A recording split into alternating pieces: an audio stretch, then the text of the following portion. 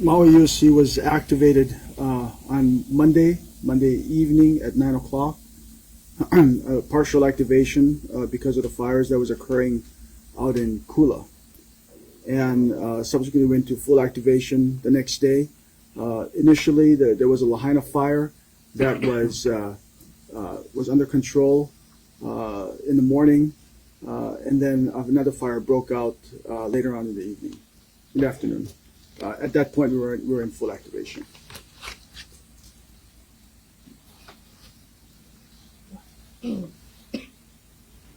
Very patient. We'll take the next question Thank here. you. Jonathan DeGriati, CBS News. This question is for Mr. Andaya. You made the decision not to sound the sirens, which could have saved many lives. Now there are questions about your lack of experience, that you only took online courses for disaster relief, no in the field experience. Do you regret your decision? And have you considered handing over the reins to somebody with more experience? So the question is around sirens as it relates to the disaster, and the question is for Herman.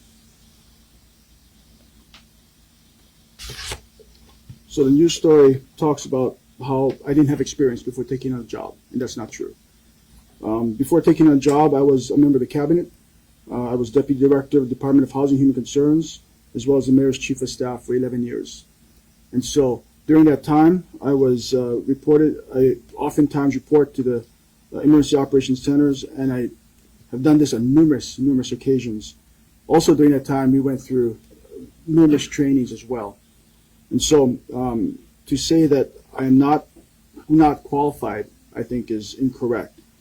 In addition to that, when I applied for this position, which is, by the way, a civil service position, I went through a very arduous process, and I was vetted, had to take a civil service exam. I was interviewed by seasoned emergency managers, and they all deemed me qualified. In fact, I was selected.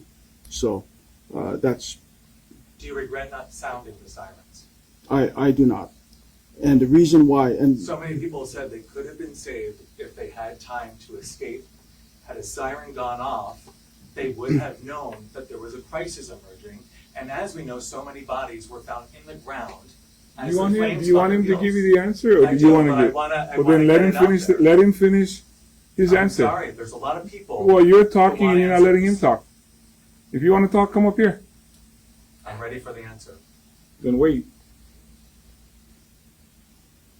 the sirens, as I had mentioned earlier, is used primarily for tsunamis. And that's the reason why many of them are found, almost all of them are found on the coastline.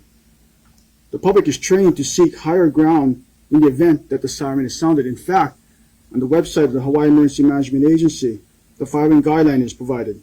If you are in a low-lying area near the coastline, evacuate to high grounds, inland or vertically to the fourth floor and higher of a concrete building. Alerts may also come in the form of a wireless emergency alert. Had we sounded the siren that night, we're afraid that people would have gone malka. And if that was the case, then they would have gone into the fire. And so that is the reason why our protocol has been to use WEA and EAS. By the way, I should also note that there are no sirens malka, or on the mountainside, where the fire was spreading down. So even if we sounded the siren, it would not have saved those people on the mountainside, malka.